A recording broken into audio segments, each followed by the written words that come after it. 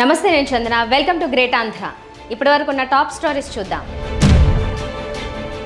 కోస్తాలో జగన్ కు ఏంటా జనాదరణ చింతమనేని అవుట్ వైసీపీలోకి బత్యాల బాబు మాటలకు అర్థాలు వేరులే కాంగ్రెస్ హైకమాండ్ ముందు రాజగోపాల్ రెడ్డి ప్రపోజల్ వైఎస్ఆర్ జిల్లా ఇడుపులపాయలో ప్రారంభమైన మేమంతా సిద్ధం బస్సు యాత్రకు రోజురోజుకు ప్రజాదరణ పెరుగుతోంది.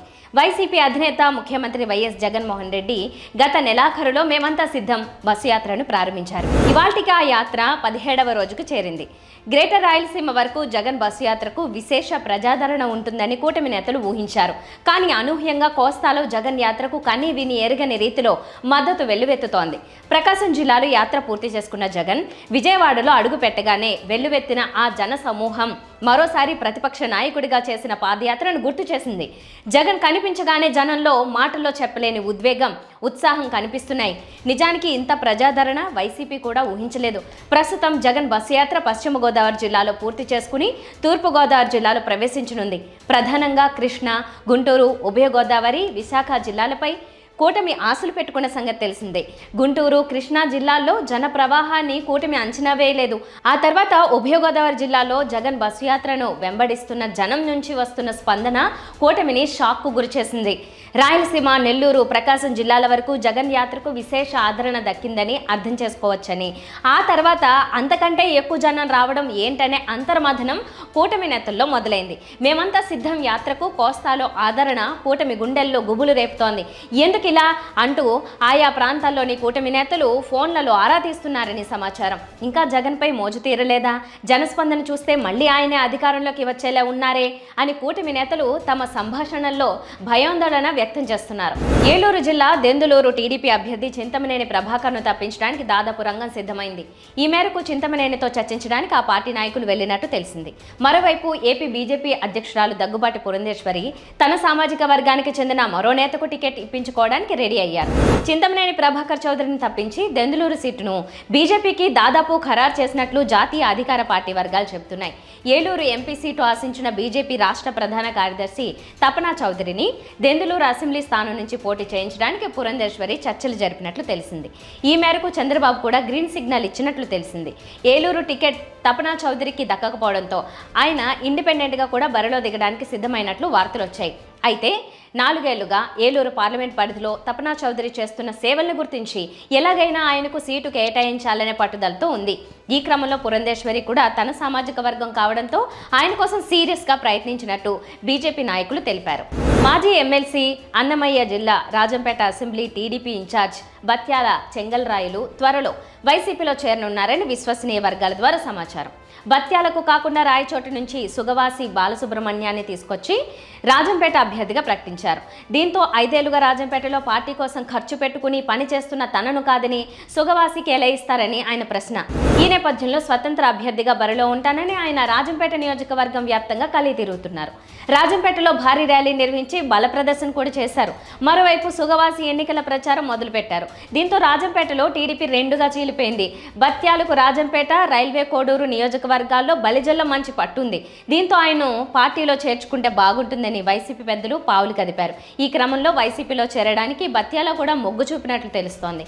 వైసీపీ అధికారంలోకి వస్తే తగిన ప్రాధాన్యం ఇస్తామని రాజంపేట ఎంపీ పెద్దిరెడ్డి మిథున్ రెడ్డి హామీ ఇచ్చినట్టు ప్రచారం జరుగుతోంది. అనుకున్నవన్నీ సజావుగా జరిగితే బత్యాల వైసీపీలో చేరడానికి ఇబ్బందులుండవు.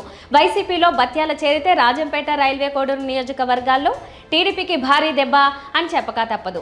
టీడీపీ స్వీయ తప్పిదాలతో చేజేతులా నష్టపోతోందనే అభిప్రాయం వ్యక్తమవుతోంది. టీడీపీ అధినేత మాటలకు అర్థాలు వేరు అని వైసీపీ నేతలు విమర్శిస్తున్నారు.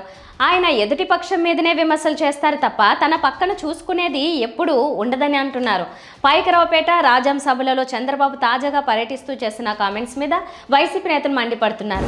రాజాం నుంచి చెల్లని ఎమ్మెల్యేను తెచ్చి వైసీపీ పాయకరావుపేటలో పెట్టిందని బాబు విమర్శించారు. రాజాం సభలోనూ ఇదే రకమైన కామెంట్స్ చేశారు. కానీ బాబు ఉత్తరాంధ్రలో ఇదే రకమైన ట్రాన్స్ఫర్లు చాలానే చేశారు. ఉత్తరానికి చెందిన గంటా శ్రీనివాసరావును భీమిలికి ట్రాన్స్ఫర్ చేశారు. పెందుర్తికి చెందిన బండారు సత్యనారాయణమూర్తిని మాడుగుల ట్రాన్స్ఫర్ చేయబోతున్నారు. ఎచ్చెర్లకు చెందిన కళా వెంకట్రావును చీపురుపల్లికి ట్రాన్స్ఫర్ కొట్టారు. అదే ఎచ్చెర్లకు చెందిన మరో నేత కలిశెట్టి అప్పలనాయుడుని విజయనగరం ఎంపీగా పోటీ చేస్తున్నారు. ఇలా అనేక మార్పులు చేర్పులు చేస్తూ వస్తున్న బాబు వైసీపీ ట్రాన్స్ఫర్లు అంటూ విమర్శలు చేయడమే విడ్డూరం అంటున్నారు.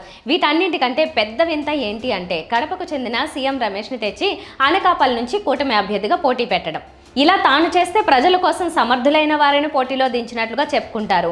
వైసీపీ చేస్తే అక్కడ చెత్తను తెచ్చి ఇక్కడ వేస్తారా, అది బంగారం అవుతుందా అని దీర్ఘాలు తీస్తారు. దీని మీద వైసీపీ నేతలు బాబు వైఖరిని తప్పుపడుతున్నారు. బాబు విమర్శలు చేసే ముందు తన పార్టీ విషయం చూసుకోవాలని సలహా ఇస్తున్నారు. క్విడ్ ప్రో కో అనే మాట అందరికీ తెలుసు. నేను మీకు ఫలానా పని చేసి పెడతాను, మీరు నాకు ఫలానా పని చేసి పెట్టండి అనేది దీని అర్థం. అంటే పరస్పర ప్రయోజనాలన్నమాట. రాజకీయాల్లో క్విడ్ ప్రోకో ఎక్కువగా ఉంటుంది. వ్యాపారులకు, పారిశ్రామికవేత్తలకు, ప్రభుత్వాలకు మధ్య పరస్పర ప్రయోజనాలు ఎక్కువగా ఉంటాయి. ఇది చాలా సహజమైన విషయం. దీన్ని ఎవరు తప్పుగా భావించడం లేదు. మునుగోడు కాంగ్రెస్ ఎమ్మెల్యే మంత్రి కోమటిరెడ్డి వెంకటరెడ్డి తమ్ముడు కోమటిరెడ్డి రాజగోపాల్ రెడ్డి కాంగ్రెస్ హైకమాండ్ ముందు ఓ ప్రపోజల్ పెట్టాడు. ఏమిటది? తాను భువనగిరిలో కాంగ్రెస్ అభ్యర్థి చామల కిరణ్ కుమార్ రెడ్డిని గెలిపిస్తానని, ఆయన గెలుపు బాధ్యత పూర్తిగా తీసుకుంటానని చెప్పాడు. ఆయన గెలిచాక తనకు మంత్రి పదవి ఇవ్వాలని కండిషన్ పెట్టాడు. తాను ఆ పని చేస్తే మీరు ఈ పని చేయాలన్నాడు. ఈ ప్రపోజల్కు అధిష్టానం ఒప్పుకుందని సమాచారం. కాంగ్రెస్ పార్టీలో సంప్రదాయం అందరికీ తెలిసిందే. ఎవరినైనా మంత్రిగా నియమించాలంటే అందుకు అధిష్టానం ఒప్పుకోవాలి. ఢిల్లీ పెద్దల ఆమోదం లేకుండా సీఎం ఏ నిర్ణయం తీసుకోలేడు. అందుకే రాజగోపాల్ రెడ్డి డైరెక్ట్గా అధిష్టానానికి ప్రపోజల్ పంపాడు. అన్న వెంకటరెడ్డి ఆల్రెడీ మంత్రిగా ఉన్నాడు. రాజగోపాల్ రెడ్డికి కూడా పదవి ఇస్తే ఒకే కుటుంబం నుంచి 2 మంత్రి పదవులు అవుతాయి. ఒక కుటుంబం నుంచి ఇద్దరికి పదవులు ఇస్తే పార్టీలో అసంతృప్తి వచ్చే అవకాశం ఉంది. అయినప్పటికీ చామల కిరణ్ కుమార్ రెడ్డి గెలిపిస్తే రాజగోపాల్ రెడ్డికి మంత్రి పదవి ఇవ్వడానికి అధిష్టానం ఒప్పుకుంది. కాబట్టి మరి ఢిల్లీ పెద్దలు ఎలా ట్యాకిల్ చేస్తారో చూడాలి. ఇది ఇవాల్టి టాప్ స్టోరీస్. మరిన్ని అప్డేట్స్తో మళ్ళీ కలుద్దాం. నమస్తే.